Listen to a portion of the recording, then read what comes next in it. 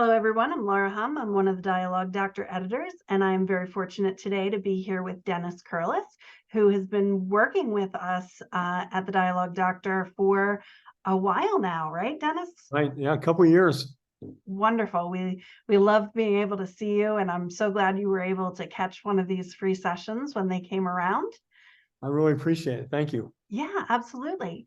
For those who are listening, can you tell us a little bit about yourself and your writing journey? Okay. Well, I've got this one project I'm working on. I've been working on it for a pretty long time, at least 15 years, at least. So I spent a lot of time on it. And since I met you guys, Jeff and you and the crew, feel like I'm really moving pretty quickly now. So I'm moving ahead here and I'm looking forward to knocking this thing out. Nice, nice. And your book is historical fiction based Right. set in Greece, right? Right. Literary fiction. It's got some historical facts. It takes place different periods of time. So yeah, mostly in the 60s and current time.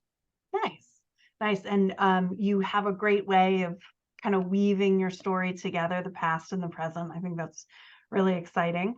Thank you. This scene that we're working on today, this Mhm. is a current scene or this is a past scene?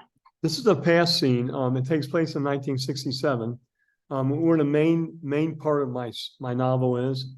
Um, and it's got layers of 1997 going in and out of it. Okay.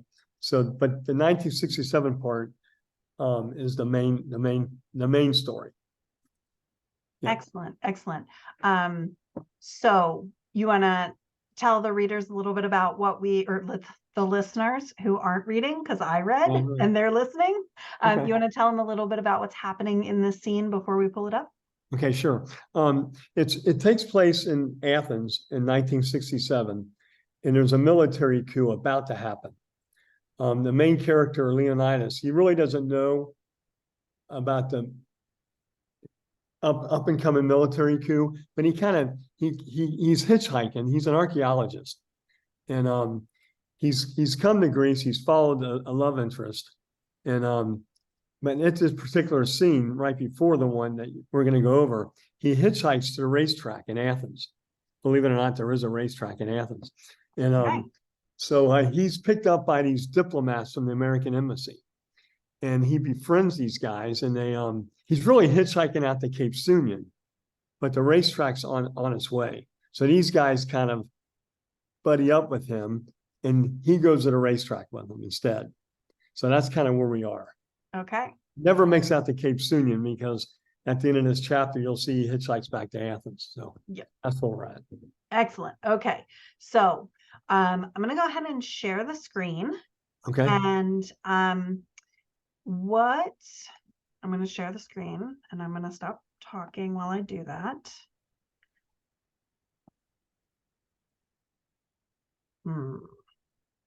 I can't tell. What can you see?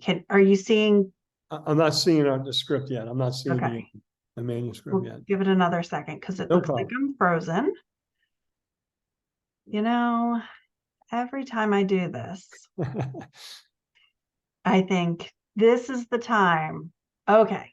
So now I think you can see your Got it. document with Wow, it looks like a rainbow. Yeah, because it could be bad. That could be bad. That could be good.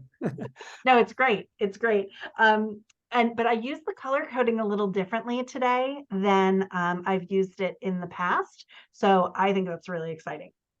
So as I was reading your story, you have so many amazing moments in this chapter where you've got these three very larger than life characters who are all coming together in this kind of fun off the cuff, we're hanging out at a racetrack, right? As I was reading it though, I wanted to feel more of an emotional connection to the story. As I was reading it, I was like, this is a fun story. I like this story. Well, that's neat. Oh, I didn't see that coming. But what I wanted to do is I wanted to feel like, oh, I'm at the racetrack and I'm going to bet and I'm going to figure out how I'm going to bet and I'm going to hear about this guy and the last time he bet, right? Like I wanted that rush of the like racetrack experience. I don't know if anybody knows this about me, but I am a sucker for a scratch off. And I love a scratch off ticket. That's right. And it's a very recent thing, but I keep telling my spouse, I'm like, can we go today? Can we go to scratch off today? Yeah, that's right. And it's that like anticipation of knowing that like I could win or I could lose. That's what I was hoping to see in the story when you told me in the first sentence that I was going to the racetrack. Right, And right. the story was fun and it was interesting, but I didn't have that anticipation. Okay. So what I wanted to do is I wanted to take what you have here and I just wanted to push that emotional intensity a little bit more to see Mhm. if we can find a little bit of that like scratch off anticipation, like, All oh, right. what's going to Excellent. happen next? So, Excellent. so what we've got here is your first paragraph. When you sent it to me read, the racetrack was in a lush green valley of cypress and pine trees. Branches formed canopies over the road. The air was cooler beneath the branches, and the breeze through the windows served as a welcome alternative to Larry's stale cigar smoke. They pulled into the racetrack parking lot. Dust from the gravel blew through the windows. Larry parked near the main entrance, and they got out of the car. And then Larry speaks. Hey, kid, why don't you join us for a few races?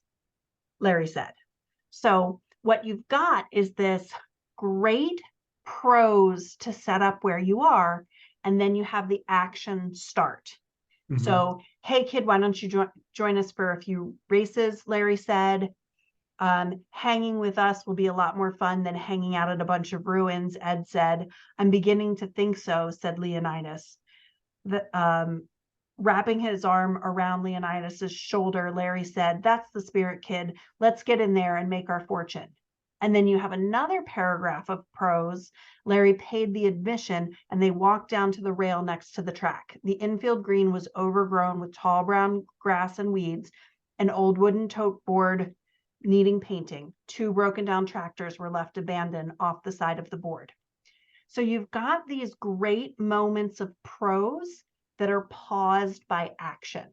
And then the action pauses, and then you go back to the prose.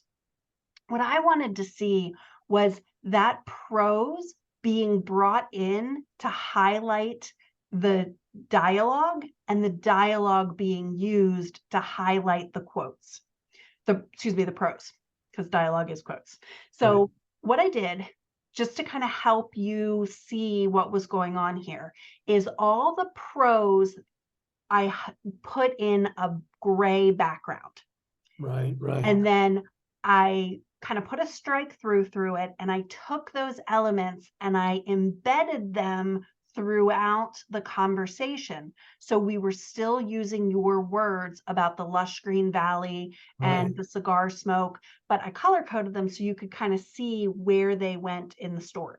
Yeah, I gotta tell you, I feel a little bit relieved because when I was reading it, I'm thinking, God, did I write that twice? You know, No, no. That was me. Sorry. no, I feel so much better now. I said I should have proofread this. I should have read over this thing before I sent it to you. Nope, that was me adjusting. No, That was that's me good. adjusting. That's So good. That's great. Thank you. yeah. Okay, so if we move things around, we can Mhm. start with, hey kid, why don't you join us for a few races, Larry said as he drove through the lush green valley of cypress and pine trees where the branches form canopies over the road. Yeah. And then you don't have to say that they're going to the racetrack in the prose, because you can have Ed say, hanging at the racetrack will be a lot more fun than hanging out at a bunch of ruins, says Ed. Right. I'm beginning to think so, said Leonidas as they pulled into the parking lot and the dust from the gravel blew through the windows, mixing with stale cigar smoke. So it's still your prose. We've just moved it. So now the story continues to flow, and there isn't a description of the background paused for action and then action pauses for more background. We just kind of use it like a zipper and move those pieces together. That way they're constantly in motion, and motion creates a story. We love to talk about the quintessential walk and talk from West Wing. that what's his name? Aaron Sorkin. I almost said Scorsese, but I knew it wasn't him. Aaron Sorkin does this in all of his shows because creating this motion of the characters walking creates an intensity in the scene because it's showing movement. Movement in and of itself creates an anticipation. Where are we going? What's going to happen? So just by taking those small things and zippering them together, you're able to convey the same information using those same literary devices that you were doing, but now you're just peppering them in just a little bit. Does Good, that make sense? good. Yep, Okay. sure does. So, and then as you can see from the color coding, I wanted you to be able to see where I took your words and put them in. So that's why I color coded them the way that I did. This first sentence is in green, half of it's in Larry's first sentence, half of it is in Ed's first sentence. Let me And see. then you Say had, that again. I'm sorry. oh, sorry. Say that part again, how you're doing this? Yep. So Mhm. from the gray part, Right, which was the prose that I wanted to move away from prose being in a paragraph. right. I just struck that all through. And this sentence here about the racetrack and the lush green valley of the cypress, Okay, when I moved it, I wanted you to be able to see it. So right. I highlighted it in Good. green. So you can kind of see just very quickly almost everything that you had in that first paragraph is actually in the 4 dialogue paragraphs that Right. come below. So, but instead of being in one, it's now spread through, Got it, got it. which gives you that it keeps that you had mentioned that this is literary fiction. Literary fiction uses a lot of prose to describe things. We love that, right? Like that's why we love to read literary fiction. But if you can merge it in with the story, we don't feel as though somebody's explaining everything to us. And then I kind of think of it the way some of the I am not a musical person, but the few musicals that I've seen, there tends to be a narrator who like sets the stage, and then the actors come out and they sing and they dance and they tell the story, and then the curtain closes and the narrator comes out again and tells you what's going to happen next. Oh, yeah. And that works when you have a play because you know they're changing the set behind the scenes and they're changing costumes, and the anticipation of what you're going to see when the curtain goes back is great because it's that live action play, right? When you're reading a story, that stop and start of the narrator and then the action can actually distract the reader and pull them further from your characters. And you've got very, very big characters here, and I love them, right? Like Larry's kind of like the old guy who's, just kind of has it all together, and Ed's kind of a little bit edgier, a little bit more rowdy. Larry kind of has to rein him back in a little bit, and here's Leonidas who's just kind of along for the ride. So it's a really fun scene, but by embedding those two things together, I'm getting the beauty of your prose and the excitement of your scene. Good. I like it. Excellent. Okay. Excellent. So then as we keep going, we want to make sure that everything flows really smoothly. One of the benefits of the prose being separate from the dialogue is every time your reader sees prose, they're like shifting their focus in the same way that in a play, when the narrator starts talking, the scene is starting to shift. So you're going to have to work just a little bit harder to make sure that you're flowing from one part of your scene to the next part of your scene if you're not using the prose as your transition. Right. So what I did here is you had a sentence about post times only 30 minutes away as Larry was explaining to Leonidas that he should come to the racetrack. So I took that and I paired it with Larry parked near the main entrance after we see Leonidas thinking that it's going to be fun, and the imagery that you gave about the dust and the gravel and the stale cigar smoke, which again, it's amazing prose. It's so like you can just see the car windows being down and like kind of leaning out because of the stale smoke. The imagery was just really great. So we took those things and we merged them together. So now Larry parked near the main entrance, post time's only 30 minutes away, again, with this idea that he's still trying to convince Leonidas. So Leo relents, and this is where I took some editorial liberties. Obviously, you're going to want to put this in Leo's voice. I guess the ruins are still going to be there after a race or two. Exactly. Yeah, that's nice. Ed opens the door for the younger man. That's the spirit kid. Let's get in there and make our fortune. Now, initially, you had Larry saying that line, but Ed was kind of getting lost in the scene because you've got Larry and then you've got Ed and then you've got Leo and then you had Larry again. And then in the next line, Larry's paying the admission and then Larry's doing something else. So I wanted to take that and I wanted to just kind of move it around a little bit just so all three players remain at the forefront of the scene and we don't have to worry about losing them. So then after your prose that describes what the racetrack looks like, you went into Leonidas saying, after taking this all in, this sure is different than Hawthorne, said Leonidas. Sorry, this is going to be a little harder for me to read because I have my edits in here. Right, so no problem. It's going to look very different to you than when you gave it to me. So Hawthorne Racetrack, said Larry, I practically lived there during the 50s. Yeah, and right up until your wife almost left you, Ed said. So you've got this, like, let's get in there and make our fortunes. Now we're seeing what the place looks like. And then Leonidas is saying immediately a memory of his. But it doesn't feel like those things are really connected to each other, even as Leonidas and Ed and Larry start talking about the same racetrack.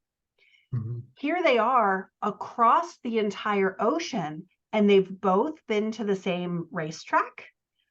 You know, if it had been the Kentucky Derby racetrack or Pimlico that's in, right, like one of the big three, okay, maybe it would make sense for them to know it. So what I did is I just changed the scene just a little bit to make those things connect just a little bit closer. So Ed says, he opens the door for the younger man. That's the spirit kid. Let's get in there and make our fortune. Have you ever been to a track before? Larry asks. They paid the admission and they walk inside. When I was a kid, my uncle used to take me to this place called the Hawthorne. Leonidas said as he took in the overgrown infield and the wooden tote board. This sure is different than that. So what we did is we took that same idea that it's different than the racetrack, but it's not just him blurting this out, it's them having a conversation, because it really felt to me just in that first part of the scene that Larry and Ed were really trying to take Leonidas under their wing, and like, even though he's hitchhiking across Greece, they really kind of feel a little bit responsible for him. So making sure that he has a good time kind of feels like it would be Larry's priority, rather than Leonidas just walking in, seeing the broken down tractor and making this declaration that then Larry and Ed actually are like, oh yeah, the Hawthorne racetrack. Yeah, of course we know that. I spent, you know, the whole 1950s there, right? Like, so I wanted to pull that moment of like how small the world is, because this always happens, right? Like you're somewhere. My spouse and I went on vacation once, and we got on the cruise ship, and we were sitting at the bar, and somebody who was sitting next to us worked with my mother. And it was like, here we are. That happens all the time, right? But that's how small the world is, right? And that's what I wanted to see in this moment, because that brought back, as soon as I saw this, that brought back that memory for And me you all of, experience those things, right. yeah. So I took some editorial liberties here Good. as you go through, cut, change, whatever. But so what I did is I said, after Leonidas says he had been to a place called Hawthorne, and I played with changing it to be like a place called something like Hawthridge, or Yeah. like whatever. But I actually kind of liked it that he remembered the name. So then I made it so that Ed says Hawthorne Racetrack. Ed looked from Leonidas to Larry and back. In Hinsdale, Larry shook his head. Yeah, Uncle George and Aunt, whatever her name is, owned a Right. restaurant there. I spent my summers there. Leo was as shocked as they were. How do you know it? So now it's this conversation. And you'll notice that I've got Hinsdale and owned a restaurant in yellow, because you use those details later in the next story Oh, that yeah, he's going to yeah, tell. But if you bring those up and you drop them here, it feels less like Leo is kind of narrating his life for Ed and Larry, and it becomes more of a free-flowing conversation good, because this is how he knows it. right. Does that make So much, sense? better. Yep, so much better. I got it. Well, I don't know that it's better. It's just Yeah, I think, different. no, it's interesting. It really is. This is great. Wonderful. So what I really tried to do is make all of those little moments in your story kind of just flow together as if these three people were just getting to know each other. Now, some of the details, obviously, I made up, some I extrapolated, right? But we need to explain why this little kid, why this young man knows about a racetrack in Hinsdale, wherever that is, right? And maybe it's in Hinsdale. I don't know where Hinsdale is, but like Arizona versus Hinsdale, Ohio, right? Like what, maybe it's a little, maybe you add a little bit more detail, because that tends to be what happens when two people know things together, right? Like, if we both attended the same college, we would want to then talk about the college a little bit. So Yeah, spending a little bit of time in that moment gives you the opportunity to transition back into this knowledge that Leonidas has about racing, which is going to get into your next story. right. So you'll notice I've got this big red bar that says transition back to the present. Mhm. So after you have them kind of reminiscing a little bit, you want some kind of transition that gets you into Leonidas telling the story. And this story was fantastic. I don't know if this really happened in your life or if you just created it, but it is fun. Okay, So I'm going to come back to I have, for anyone who's watching, for Dennis, and for anyone who's watching this on YouTube and not listening to it, I do have a blue swatch here that I'm going to come back to in a minute. But I want to spend a little bit of time in Leonidas's story here. okay, So, like I said, I love this story. It is just so much fun. We'll tell the listeners what it is as we go through it. But I just want to show you something that I was seeing as I was reading. And this is another opportunity for us to use color coding. So in okay, this case, I chose this dark teal, one, because I was a little bit limited in color, but two, this dark teal is a very grown-up color in my head. I don't know why. It's more grown-up color than any other color, but it is, so I picked it. Leonidas was a kid when this story happened, but he's telling the story in a very grown-up way. Now, right. he's a grown-up now, so we want him to tell it a little bit more grown-up than if he was a child. But Mhm. we also want that feeling of reminiscing about childhood. And you put in a couple of places in the story where he's talking about, well, I was a little kid, so I just did what my uncle said to do, right? But I think that there's a way that we can push this just a little bit further. Okay, good. And then the other thing that I wanted to show you, and this is why I did the color coding.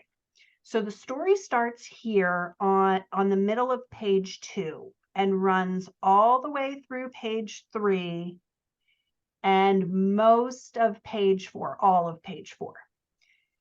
Do you notice as we're looking how much of the pages are that dark teal Yeah. color? Yeah. You did a really great job of creating these moments of interruption with Larry and with Ed that make it a little bit fun, but there weren't quite enough of them because you still had these really large paragraphs Right. of, Right. I'm just telling you what happened. It's crazy, it gets crazier, and it's fun, but it's still just paragraphs of retelling. So what you want to think about is, how can we take these details and break them up a little bit to make it feel just a little bit more like a conversation, a little bit more like, hey, why is he just telling this story? Not so the way you have it now is, he says, kind of, he puts his hands on the wooden railings and he stares across the infield. On weekends, my uncle would take me out. He taught me how to use the racing form to handicap. The length of the race, the purse, the track conditions, the position of the horse at each 8 pole, the whole 9 yards, you could say, right? Like, that's a lot of information that's kind of unprompted from Ed and Larry. Maybe what you want to do is, after they get kind of into this transition, maybe Larry, who all along has been kind of trying to take Leo under his wing and is like, here, kid, let me show you how to use the racing form. I like to look at the names first. And you have this, after this, you've got this whole section about how they pick their winners, right? So maybe you take a little bit of these details and you bring them up here to make this story. Maybe Leonidas doesn't want to feel like a braggart, but maybe he sees Larry make a mistake on the thing. It's like he doesn't see the odds correctly or whatever. So Yeah. maybe he's like, well, make sure you take the track conditions, into play, or, okay, well, that horse is pretty good, but he's in the 8th position. So maybe you want it, right? Like something horse racing related that I know Yeah. nothing about. And then they can be shocked by him, kind of like the same Hillsdale thing or Hawthorne thing about like, oh, wait, you already know how to do the racetrack? And he can be like, yeah, when I was a kid, my uncle used to bring me every weekend. And they can be like, oh, well, you're not just a philosopher, you're a handicapper too, Yeah. Yeah. which is Right. this great line that you have of Ed's. But right now, it feels kind of like they're talking at each other instead of talking together. So if Yeah. you can make it less of like Leonidas just telling us everything about his background and more conversational, it'll pull it together and it'll make us feel excited to see what's going to happen next, right? Okay. Yep. So then we get into the real story, the fun of it. This one time, Uncle George hadn't had a winner all day. It was the last race, and he was down to his last 20. This is a fantastic opener if Leonidas hadn't won all day, was down to his last 20, and it was the last race, right? Because that is the way you build up a story of an anticipation.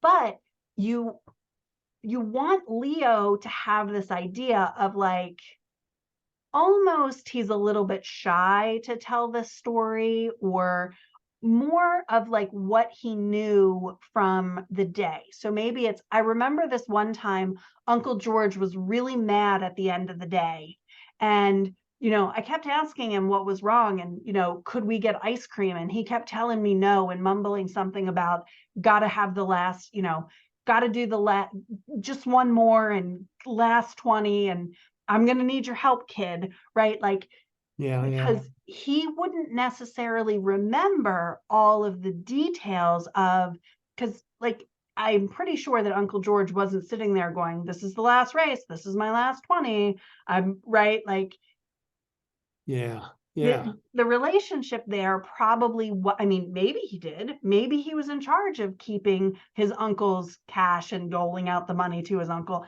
but then explain that to us. So, every time we went to the track, Uncle George would hand me his wallet and would tell me that I could only give him $20 per race or whatever. Like, explain to Yeah. us how this little kid knows so much about Good. racing in this moment, right? Right.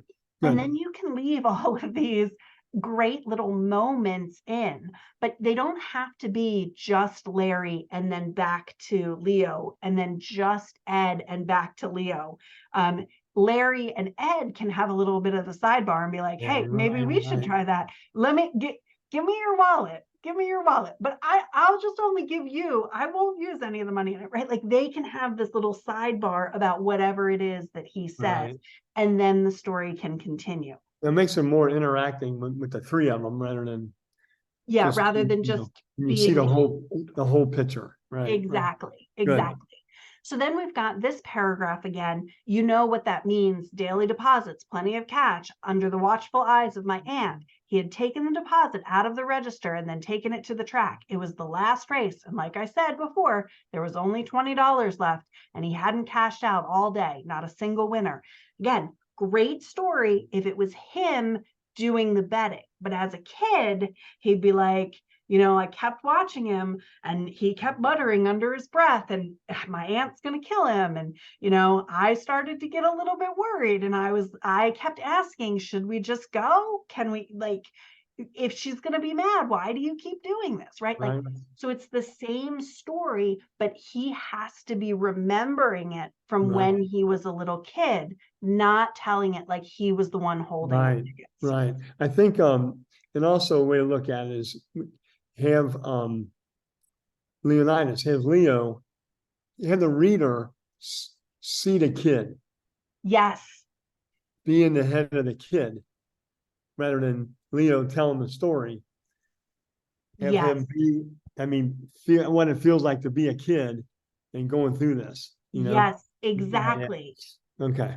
Yeah, that's exactly because as a kid, he's not going to know that his uncle took the daily deposit out of the cash register. He's just going to know that he only went to the track on Saturdays after they had a big meal or, before they left, he would always like give me a quarter out of the register and then pull 25 cents and say, okay, this is just our secret. Don't tell Aunt so-and-so, whatever. Like, whatever it is that from a kid's, because he's remembering this from a kid's Yeah. perspective, just like you Right. said, let us see that.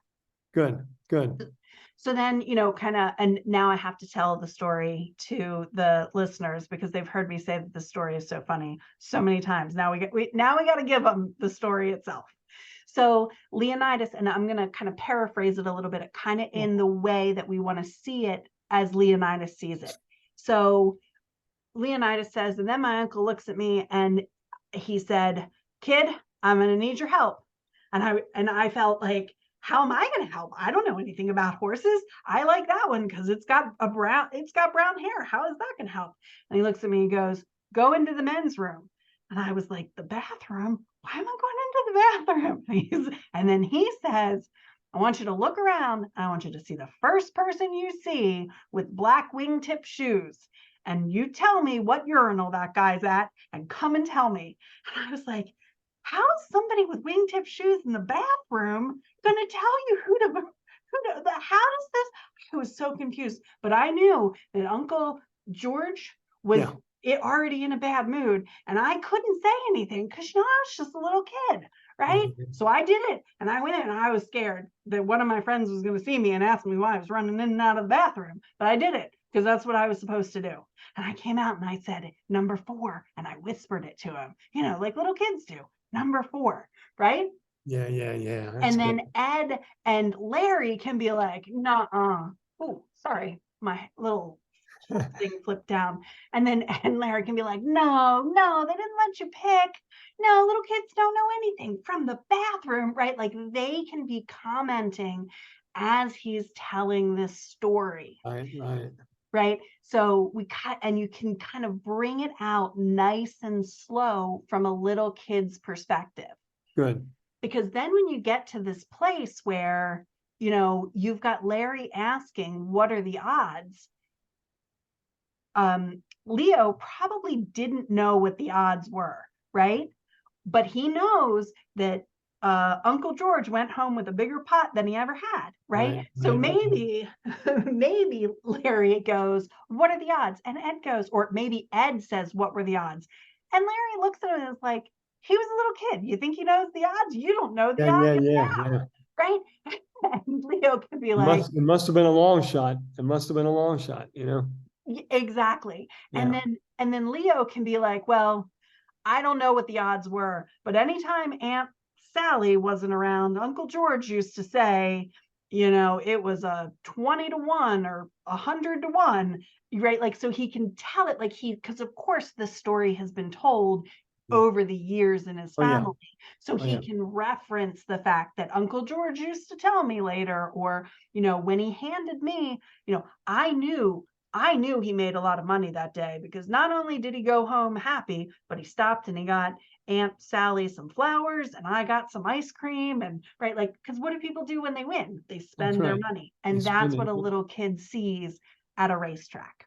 So if you unfold the story like that, you're taking the same moments, but you're boosting that emotional Right. intensity because you're turning the story around to make it, like you said, interactive.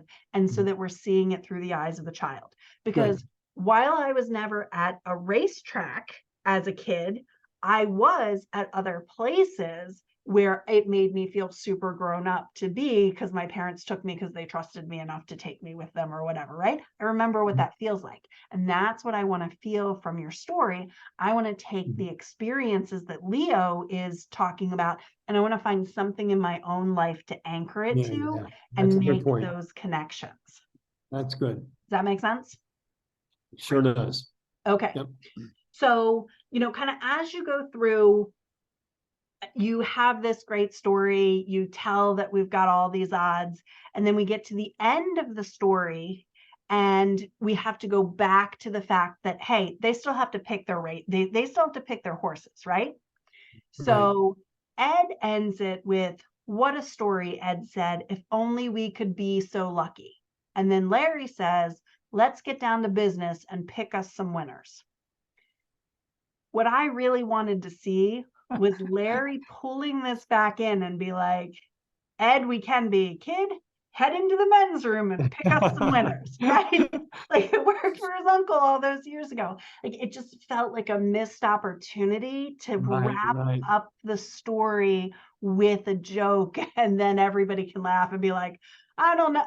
I don't think anybody wears wingtips anymore. It's not going to work Yeah, this yeah. time, right? Not here, not in Greece, no. Right, Yeah, that's good. exactly. So, just that's what you really want to look at as you're getting these big moments. You want Mhm. those big moments to flow into each other. So, if you can kind of take something and instead of giving it a hard end and jumping to something else, if you can kind of make it trickle off, and you Right. can think about it as any other conversation that you have. You're at a party, somebody tells a great story, and then everybody's like waiting for the next great story. Yeah, What yeah. do? They banter a little bit. They're like, all right, Yeah, go, that's right. let's, right? We do that all the time. We do it all the time. Yeah, you're right. Right, right. And Yep. and maybe, maybe they're at the racetrack, they're in Greece. I've never been to Greece, but I feel like Greece is always hot. So maybe they've been here long enough. Maybe at some point during this story, they go and they find a drink, soda, some Mhm. water, beer, whatever it is that is Mhm. typical. And they're walking and that's part of the story, right? Like, they're telling the story and then they finish their beers and they're like, okay, let's get some winners going there. Yeah, And so, then you can kind of do the same thing here with those moments to kind of pull the story together. okay. Okay, so there are two other notes I have for you to pull the story together because you, as the author, know what needs to happen in this story. You Mhm. know that you need Ed, who has just as weird of a how to pick a winner of on the horse race as Uncle George did. So you need to get that out. Right. And you also need to get out that Leo trusts Larry and Ed enough to share that he has a girlfriend who is getting ready to be in a position of danger. That eventually they're going to have to link back up. I'm assuming that they're going to link back up at the end because they're giving him the card. Yeah, you're right, because it's important to know this, because a few more chapters later, when the coup is happening, he's going to get a hold of these guys, and they're going to help him go after his protagonist, but we can talk about that later. But I'm trying to set that up so these guys know each other. That's what I'm doing. Yeah, exactly. Yep. And that's really great. But as I was reading it, I got to the point after the race was over and after Ed's weird picking of a winning horse works. It was again one of those hard transitions, and now all of a sudden there's all this information being shared about the girlfriend and why they're worried, and these diplomats are now telling him, something's coming, right? It felt like the end part of the scene was very much about foreshadowing what comes next. Right. Yeah, that's what I was concerned about. You're exactly right. That's Yep. what I really need help with. Yep. And as an author, you have to be really careful about that, right? Like, you want your readers to have the information they're going to need, but you want them to think they're really clever by going, oh, I bet these guys are going to help him later. Like, you want them to feel like they solved the mystery ahead of time, right? Yeah, like, that's what a good mystery writer does. They're leaving clues so that their reader is like thinking about it. So good. These things happen kind of separately than the story. And so I've got some pink here. Larry's saying that Ed studies the horses and the way they walk back and forth in the paddock. And then later they stop in the paddock. And there's the whole thing about he looks at the horses because he wants to see how they play like basketball players, and the ones that are most that remind him most of the basketball players are going to be the horses that win, right? So one of the things I wanted you to do is way back up here when they're talking about being at the racetrack for the first time, and we were looking for a transition to go from, oh, you understand horses or horse racing, to this great story about how do you pick a winner. In this transition, you can take this idea of, hey, we got to go to the paddocks, and you can bring that up so they can actually be walking to the paddocks and they can be looking around when Larry tells the story. So again, we're not waiting for something to happen. This story doesn't happen. It ends, they switch locations, and then they talk about something, right? Like, it can just be all happening together. It's kind of a setup there during that transition. It's exactly. Kind of a setup. Right. Yeah. Okay. Right. Right. So, and for me, so like, if I hear two people talking and one says, this guy here, he goes to the paddocks and he watches the horses walk around, I'm going to be like, well, why aren't we over at the paddock right now? Right? Like, that's my question. You're telling me he's got to look at the horses to see who looks like a basketball player, but we're going to sit here at this table and we're going to pick our horses. Let's go look at the horses. The paddock. Yeah. Right? Like, so, and that's what I tried to do as I was, because you were giving me these wonderful clues, this amazing imagery that I love, but as a reader, I want to get there faster. So just let's go, right? Like, he says, and so maybe what happens is Larry says he studies the horses as they walk back and forth in the paddock, imagines that they're basketball players, and then chooses which horse is going to be the center of the team. But maybe he messes that up and he's like, and he chooses the one that's going to make the most baskets. And Ed's like, come on, you know that horses can't shoot baskets. You know, I'm looking to see who they're all looking at to be the center, right? Like, so they're joking about that. And then Leo can be like, well, if this is such a big part of your routine, then why aren't we over there? Why are we sitting here drinking this Right, beer? right, good. And That's then good. Ed can be like, because Mr. I got to study my racing form before I look at the horses here, won't let me go until after, right? Like you can have this whole shtick because clearly this is not the first time they've been to the racetrack together, right? So let us see a little bit about that relationship. This is the beauty of having these hazard characters be so larger than life. You can just give us these moments of like, these two probably drive around in Greece, what, 12 hours out of their day, or however long they've been working together. Let's see the relationship where they really enjoy each other's company, but they kind of get on each other's nerves. Right, yeah. Right? I've got a little bit of that in the chapter right before this, because when Leo's hitchhiking, when he gets in the back seat of the car, there's a bag of golf clubs, and he sees on the tag, diplomat, American embassy. Uh-huh. One thing leads to the other. So they are buddies. They're just dinging around, They're there for a reason, and they really can't tell him why they're there, but that's all part of the story. So Yeah. okay. I love that, and I love those like little clues about like the golf clubs, and here, like we learn a little bit about them with the horses, because kind of what you want us to see, especially if they play a role later, you want us to see a little bit of that, like Ed's the guy who colors outside the lines. Larry's the one who goes behind him and makes sure that like cleans up after him, right? Let us see that play out, because my guess is when you get to the scene where they show up, Larry's going to be the one who's like rules and policy, and Ed's going to be the one who's like pushing the boundaries a little bit. It's when they meet up again, it's pretty tense. It's pretty tense. And I want to show that contrast between how they are now and when they're at their job, because there is a difference, and they're not dinging around at the job, so that's good. And what I liked about the way you developed their characters here, I only had 2,500 words here, but I could see these characters in my head. And these aren't characters that we talked about the last time we worked together. These are new, right? But I could see who Larry was. I could see who Ed was. And when we got to the end and they started handing out their business card, I was like, oh, these guys are important. This is their play selves. Okay. They're letting loose in their play selves, because in their real lives, they don't have this.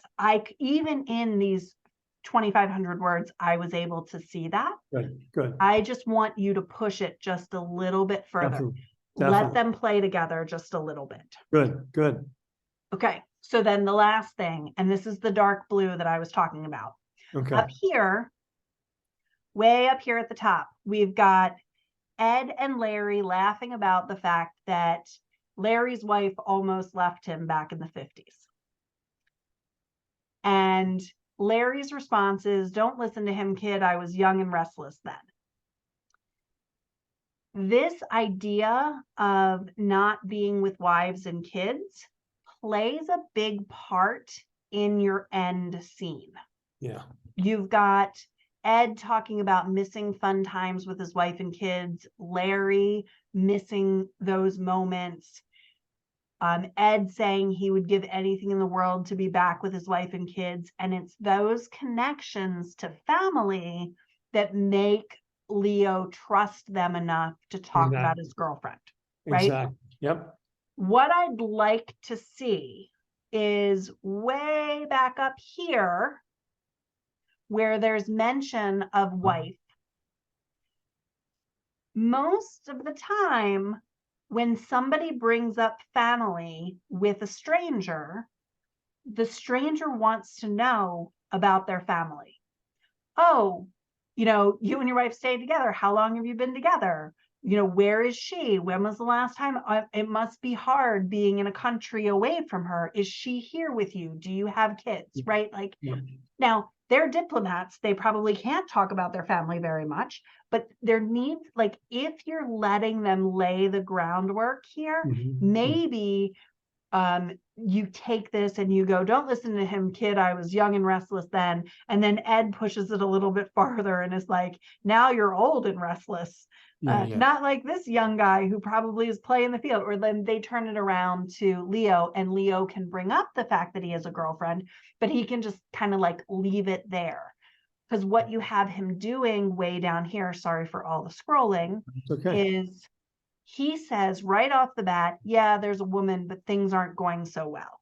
Right? Like that feels kind of like an awkward way to introduce the fact that he's got this woman and that they all kind of like know what's wrong. Right? So if you bring her up earlier, and or maybe like, you know, as they're at the paddock and they're talking about Wilt Chamberlain or whatever, the horse that is Wilt, you know, maybe Leo makes a bet because one of the horses Yeah. has a name that reminds him of his girlfriend, right? Like Right. something like bringing her up more naturally in the conversation makes this end part feel less less like a setup and more like, hey, you know, what's happening? So like if they're having this conversation while they're waiting for the race to start, or after the first race, when Apollo's gift wins, maybe the next race is the race that Leo bet on because he said he was only going to stay for 2. And he's getting ready to leave, and he shakes their hands and he's like, you know, thanks guys for a really great time. And that's when Ed pulls out the card and is like, here, take this with you. Mhm. And, you know, because I have a feeling you're going to need it. You know, something that he says about his girlfriend, just kind of in passing as they're exchanging gentle information, the way people do talking about their lives, Yeah, yeah. makes Ed and Larry, and you can have Ed and Larry like look at each other like kind of, you know, how when partners work together for a long time and they hear Yeah, yeah, they something and know they each look other. at each Yeah. other, right? You can have that moment very subtly between the two of them, and they don't bring it up now. They just keep going. They let Leo kind of talk about his girlfriend and what's happening and whatever else, and they go about their day and they do their horse racing. But then when it's time to leave, they're like, hey, before you go, I want you to take this card. And he can Yeah. be like, I mean, I thought you all were leaving or whatever is happening, or I'm not going to need it, or there's not going to be a phone at the ruins, or, you know, Right. whatever it is. And then that part of the story can unfold just a little bit more naturally. Because right now it's, kid, you need to be careful. Careful. Elections in this country can be really messy. That's all. I only know what I read in the papers. You'll never get the real story from reading the newspaper. It's very like lectury and not, we just spent all day together. You told us that your uncle told you to go in the bathroom and pick a stall so that he could win a horse race. And now we're going to talk like we're practically strangers. We want that to Yeah. feel like you can trust me. We trust you. We're worried about what you're saying. Right. Right. Right. Good. Does that Good. make sense? Yep. Yep. Okay. Sure does. So, what questions do you have for me? Um, you think I need to you think Leo needs to tell these guys more about the girl, the woman now? I mean, Yes and I- no. yeah. So, what I'd like to see happen is I'd like him to talk about her like he cares about her, Yeah. and he's sharing information about her because he knows he messed up, right? Like, because Right. he says at some point, everything bad that's happening is because I did something wrong. So when we think about when we have somebody we care about who's going in the wrong direction or doing the wrong thing or suffering because we made a bad choice, think Mhm. about how we talk about them, right? Like they can't do anything wrong. They really, you know, she's working really hard and she cares so much about me. And I keep messing it up. Right. Right. And then Yeah. Ed and Larry can be like, hey, that happens when you're young. You know, you want to talk about it? Do you want some advice? or maybe they just give unsolicited advice, just make sure that she knows that you love her. And he can be like, I try, but she started hanging out with these new people and I don't really like them. I don't really trust them. And again, I don't know exactly what's going on. So I'm just going to take some editorial liberties as I No, written, that's but good because she is actually involved with a communist group. And that's okay. where so he's concerned about that because the other guy that's moving in on him, he's a communist. So she's getting involved in this. And Okay. that's what concerns them. So there's some friction there. Yeah. So maybe he doesn't feel safe or comfortable coming right out and Right, telling these two diplomats that right, they're communists. But he can say, I don't like them. I don't like what they stand for. I don't like how they believe, and I don't like that she's bringing home stuff to read that I don't think she right. should be reading. Like whatever it is, like She's it going to needs. rally. She's going to rally. There's an election coming up and Yeah. Yeah. So like have him talk about her like she's a person, not like she's somebody to be worried about or somebody to be protected. That's what you want to do when you tell us about her. You okay. want us to know why Leo cares for her, who she was before she started hanging out Right, with the right. wrong crowd, Got it. because something that he says is what Ed and Larry hook onto, Right. because That's right. presumably they're here to stop this coup, and Exactly. they see Leo as an opportunity to do their job, but also they like the kid, right? Yeah. Like what's not to like? Yeah. He's a fun Well, guy. that's right. Well, you know what? They're there to make the coup happen. Oh, It's the United States backed the coup. okay, So they're there for a whole different reason. got it. They're there to actually back the military taking over, which Okay. actually happened. Yeah. So they're not there to prevent it, they're to help it. Okay, sorry. I They're thought trying to get, and I went the wrong way with it. they're almost trying to get information from him. Hey, you know what? He's communist. That's what they don't want to tell him that's what they're doing, but they're going to start rounding these guys up and torturing Yep. them, putting them in prisons on the island. All that. And and Ed and Larry, if they're good at their job, which Uh-huh. presumably they are, as Leo starts talking and sharing information, Mhm. you want them to ask prompting and pointed questions that are getting to this information, but doesn't make Leo feel like Right. he's being interrogated. That's right. That's right. You want them to ask questions like, geez, you got to watch out for your girl. Yeah. And he can be like, I've been telling her, like, let me go with you. And she says things like, no, I'm not allowed to bring anybody with me yet because I don't know everything yet. Right. Yeah. And Yep. they're hearing spy, communist, Yeah. whatever it Yeah. is. Yeah. Like and then they're looking at it from the other side. So Good. maybe they start giving him some advice Hmm. under the guise of like old men who've been married and had families, but really it's actual advice as I'm turning somebody to be my spy. Exactly. Good. So, Good. yep. Excellent. Thank Yeah. you. That's what Perfect. I'd like to see in there. And you've Cool. set it up with the relationship that they have, that conversation would unfold very naturally. At the end. Yeah. It doesn't have to just happen at the end.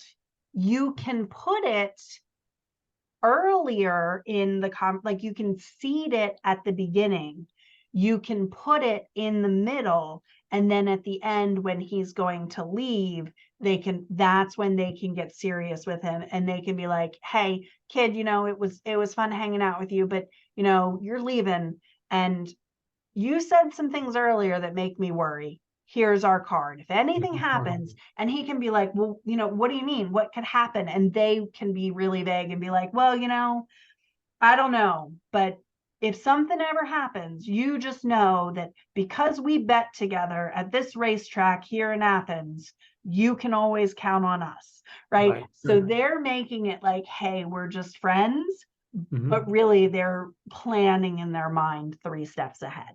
Good. Good. Oh, Good. Perfect. Thank you. all right. I'm Anything else? excited. I'm excited to get back to this. Me too. I think it's really great. And I think that you have done so many fun and creative things in this story. Like I said, the voices of the characters are really fun. Ed is just a little bit like he's the guy who's trying to rile everybody up, and Larry's like Mr. Straight Laced, and then you've got Leo who kind of feels like he's a little bit of like a laid back. I'm trying to keep these two old men from getting too loud. Yeah. I think it's really fun. Yeah, cool. Thank you. So, Thanks. yeah, absolutely. I'm gonna go ahead and turn the recording off now. Nope. I was so sure that I was going to be able to stop it without having to talk about needing to stop it.